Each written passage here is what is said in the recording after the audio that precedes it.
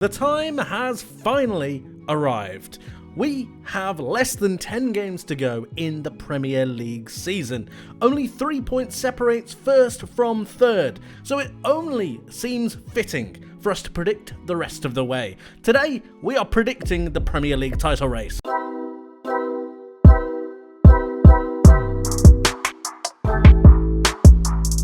Before we get right into the predictions, I think there's a couple of things that we really need to start to mention when we talk about how the run-in is going to play out. And one of those main key features is the key players that each side has to be able to progress them forwards. So it could be an attacker, it could be a defender, and it depends on how much relevance and how much impact they have on their side. Take Arsenal, for example. Here I've got Martin Odegaard's stats, and I've highlighted two really important ones that I think are going to really progress Arsenal forwards. They're shot creating actions, which are in the 99th percentile against players in Europe's top 5 leagues. He has a shot creating action per 90 of 5.04, 5 shot creating actions in a singular match. Again, that's extremely high, and it allows Arsenal to keep with that high rate of shots, and it makes sure that they don't necessarily need to be that clinical when converting their chances. He also has 3.89 touches in the opposition penalty area, which means that he's able to then bring that shot creating action just a little bit higher, making sure that there's a bit more danger. He is extremely good with attacking situations. He's making sure that his team's ticking, and he's playing that final killer pass, but at the same time he's also getting those goals. 0.27 goals per 90 puts him in the 98th percentile. He is a fantastic player, and he's one of the key cogs for Arsenal going forwards and the main creative driving force behind their goals. When it comes to Manchester City, I do think that Rodri is by far and away their most key player. Yes, you could talk about Kevin De Bruyne. Yes, you could talk about Erling Haaland. You could even go towards the back and talk about Ruben Diaz. But I think that Rodri is by far and away the most important. When we think about his defensive play and his positioning to allow the ball to rotate through the pitch, I think that's incredibly important. And then when you talk about going forwards, something I think he's really added to his game and his ability to progress the ball forwards and really start to create those goal scoring opportunities. He averages 10.27 progressive passes per 90. That puts him in the 99th percentile against players in his position in Europe's top 5 leagues, and he averages 103 passes per match. That is incredibly high. Then he also has shot creating actions of 4.29. That puts him in the 94th percentile. He's not only a great midfielder that's able to recycle the ball, but he progresses the ball forwards. He takes people on and is able to take those opposition players out of the game to allow Manchester City to progress the ball forwards. Keep that with his defensive alignment, and he is just fantastic. 1.31 successful take-ons. Remember, this is a central defensive midfielder, a key pillar to Manchester City's midfield dominance. We have already highlighted Virgil van Dijk on this channel in a previous video where we talk about him being the foundation to Liverpool's title challenge, but I do think that he is just amazing, and he's going to need to be there to be one of the key cogs when it comes to Liverpool going forwards. A lot of talk is about how good Liverpool attack, but I think the defensive base at the back of Liverpool is one of the most crucial areas, especially with injuries to the likes of Trent, Konate and the like. Joel Matip is obviously out for the rest of the season, and even with Alisson out of the picture for the moment, he has been the main standout performer, the consistent cog throughout this Liverpool wheel. And I do think that it's through these aerial duels that are won. 4.43 per 90 puts him in the 98th percentile in Europe's top 5 leagues. But a really interesting one is 2.05 touches in the attacking penalty area per 90. Now, that's not down to him being an attacking midfielder. It's not down to him making crazy runs or into the penalty area. It's because he's winning those aerial duels in the box, making sure that if he can't get a shot on target, he's able to recycle the ball for the rest of his team, and it's creating that little bit extra havoc, and that then lines up quite nicely with his expected assisted goals and his assists. He's a phenomenal player, and when we talk about not having the likes of a John Terry or the likes of a Rio Ferdinand in the Premier League anymore, I think we do. It's in Virgil van Dijk. He is that calming presence, he is that driving force, but at the same time is a world-class defender who's really taking Liverpool to that next extra level, and he will be one of the main key reasons they have a fantastic attempt at the title. We've spoken about the players that might have a key part to play in the title run-in, but of course there are some players who might not get the chance to. I'm of course talking about the injury list for all three teams. teams, and sometimes we need to consider how bad their injury list is when considering who might be able to go for the title and really make that final push. So I've got all three teams' injuries right here, and as you can see, there's a bit of a discrepancy. Arsenal have one singular player in Jurrien Timber who is injured, but his return date isn't too far away. Now, yes, it's around about a month away, but they have cover in this position. They have the likes of Kiwior, they have the likes of Tomiyasu now back, so they can rotate in certain scenarios, and I don't think that Mikel Arteta is going to be wanting to risk him after being out for so long. So at this current point in time, I think he's actually going to be alright by maybe coming back a little bit sooner than the 11th of May, but generally I think it's going to be pretty smooth sailing so far for Arsenal. Manchester City have obviously had some defensive frailties at the back, and some injuries have really played a part in that, but none of them are really too long-standing. We have Kyle Walker, who comes back on the 9th of April. We've got Ederson, who might be back any day now, and then we've got Nathan Ake, who's going to take a little bit more time. But again, all of them should be fit for the end of April, where the major run-in really plays a part. And then we get to Liverpool, because this is going to take a massive toll on this Liverpool side. I mentioned how much of an ever-present figure Virgil van Dijk was, and that's without his major partner, or former partner I should say, in Joel Matip, who is not going to be able to be fit for the rest of the campaign. Naturally, the 1st of September is an extremely late date to be coming back. Then you look at the likes of Bajcetic, who might not necessarily get a starting role in this Liverpool side, but his presence has surely been missed in terms of rotation and making sure that Jurgen Klopp is able to bring a freshness into this side. Then we talk about the three major key linchpins I don't think Liverpool can do without for an extended period of time. That's Trent Alexander-Arnold, Alisson Becker and Diogo Jota. Jota for a Leicester standing, but I think his finishing is probably the best bar Mo Salah in Liverpool at the moment, and he's seriously been missed when it comes to the chances. I don't think Luis Diaz has really covered himself in glory when taking those chances. Alisson Becker obviously being able to play out from the back. Ederson in the same vein.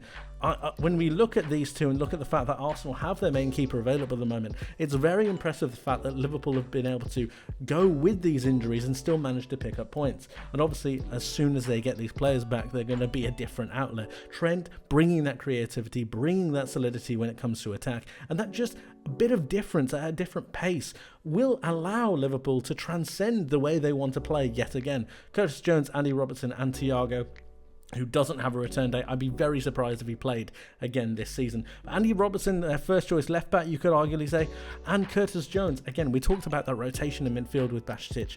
Some of these players are going to be back sooner rather than later, but it's still an injury list that Liverpool need to contend with, and with the amount of games that they have to really deal with, I think the amount of injuries that Liverpool have really puts them at a disadvantage against the other two, especially with the quality of play that Manchester City have and the fact that Arsenal don't really have too many long-term injuries. It's definitely something to consider when we talk about the run-in. And now it's time for the predictions. We've waited long enough, so we're going to be going through each and every team, going through whether I believe they're going to win, lose or draw their matches, and that's going to give us their final Premier League totals. We're going to start with Manchester City, who obviously play Aston Villa in just a day's time.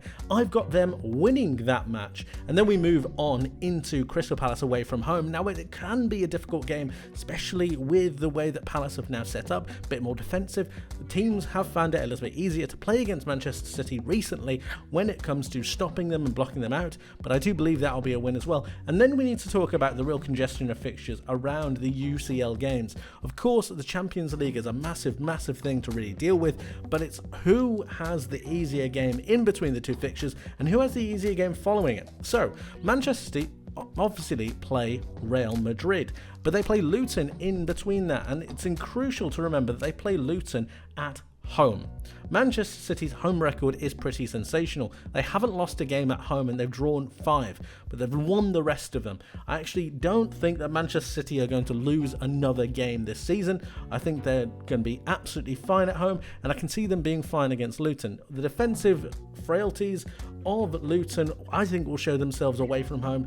At the Kenny, I think they're a different prospect, but generally away from home, I think the Man City are going to have enough. That flows them into their next Real Madrid fixture, which is at home, and then they go into the FA Cup game. Now, it's crucial to remember that Manchester City do not have a Premier League match following their Real Madrid game, or the second Real Madrid game, and I think that plays a big part, because it means that they're not necessarily losing or dropping points when it comes to following on from a big European fixture. Instead, that's going to be the FA Cup match, but we're not talking about the FA Cup right now, so it's not applicable. They then follow into Brighton away from home, who might give them a bit of a difficulty. I was umming and ahhing whether the Brighton would be able to take points off Manchester City, but I in the end decided that they wouldn't. Nottingham Forest I think will be a win for them, and then it flows us into Wolves, who have had a decent run against Manchester City in the past few years. In fact, they were one of the only teams that have beaten them generally this season. So I've got Wolves taking 1 point away from Man City. As I said previously, I think that teams know how to defend a little bit better, bring in some of the Wolves injured players. We know that Mateus Cunha is meant to be coming back. Pedro Neto might be fit for that game as well. A crucial time when we're also talking about the Tottenham fixture here that's going to be played somewhere in and about these fixtures. A heavy congested period with more Champions League games possibly, depending on whether they beat Real Madrid. I can see Wolves or one of these teams just getting something. Fulham I think they'll beat, albeit Fulham are quite good at home, but I think Manchester City will just be able to navigate that, and I think they'll win their final game away from home. The final thing is that Tottenham Hotspur game. Tottenham have been Manchester City's, or as close to Manchester City's kryptonite as you can possibly get. And being the fact that it's away from home for City, Tottenham are going to be going for those top 4 places or the 4th place. I think that Man City might just slip up there. So I see them dropping 2 points. I see them dropping 4 points, but I see them getting 2 draws out of this run and winning the rest of them. And that gives them a total of 23 points. And it means that their points total in general is 87 points. Is that enough to win the Premier League title? Well, we'll see. And that turns us to Arsenal. Now, if you haven't already seen the fixture video that we did, where we looked at everyone's fixtures and determined who had the harder run-in, I'm going to summarise it real quick. Arsenal have by far the hardest run-in. You can toss and turn between Liverpool and Man City as to who has the harder one between those two, but Arsenal definitely have the toughest run-in for me. They have Luton Town up next, which I think they'll win, and they have Brighton at home, which I also think they will win. They then play Bayern Munich in the Champions League. Now, this is where it gets really sticky for Arsenal, because Arsenal, for all their credit, and they have been sensational this season, they have not entered the Champions League quarterfinals, semi-finals for a good number of years. And I don't necessarily know how much that pressure is going to weigh on them. I don't know how much the emotional pressure is going to weigh on them. We saw them struggle somewhat against Porto, and I do think a lot of that is down to the emotional weight that is attached to the competition that they're in. Now, if they were to get knocked out of the Champions League, that's a completely different matter, and I do think it might help them in the run-in, funnily enough, but I don't think they will. I think Arsenal are good enough side to play against Bayern Munich, and then you're talking about a fixture between Arsenal and Manchester City or Real Madrid, and all of a sudden the games get a little bit too congested. All of a sudden every single match is a cup final, and while that is good, it sometimes is a good thing to focus you, but at the same time it might not be. It might be something that takes a little bit too much emotion out of these Arsenal players. And I look at these games against Bayern Munich twice, and then they have Aston Villa in between, who are going to be looking to bounce back against the poor run of form, or necessarily the poor run of form they've had. And then you're looking at Wolves away. Wolves away is something that I don't think any team wants to do right now, especially with the amount of pressure that Wolves are able to absorb in the way that they counter-attack. We spoke about some of the players coming back from injury in our Manchester City talk, and then you're talking about Aston Villa, who have found a way to beat Arsenal this season, albeit Arsenal were the better side, but Aston Villa managed to get over the line, and I see them dropping points in both of these matches following on from their European campaign. They then go into Chelsea at home, Tottenham away, which is always going to be a massive affair. I can see them dropping points there as well. I see them winning the rest of the games against Manchester United, against Bournemouth and Everton. But I just think it's an ask a little bit too far. Not to say that Arsenal don't have a chance to win the games outright on a singular basis, but all in a run together, and I just see them slipping somewhere. Not necessarily their fault, they just might have run out of energy. Arsenal have actually used the smallest pool of players when it comes to substitutes, and that means that while it's good because you're getting a good flow in the game, everyone understands their game, it also means that it runs the risk of burnout, and it might just hamper them going forwards. So I've got Arsenal picking up 21 points from their remaining fixtures. That gives them a points total of 86. And if you remember what we said about Manchester City, it's 1 point fewer, which leaves one side. And that leaves Liverpool, finally. They have Sheffield United in a couple of days. They have Manchester United away from home, and I've got them picking up 6 points from a possible 6. That takes them into their UEFA Europa League matches against Atalanta. Now, I'm going to be honest with you guys, I firmly expect Liverpool to get to the final of the Europa League. And while I could put those fixtures into here, I don't think they're going to make too much of an impact against Liverpool when it comes to the run-in.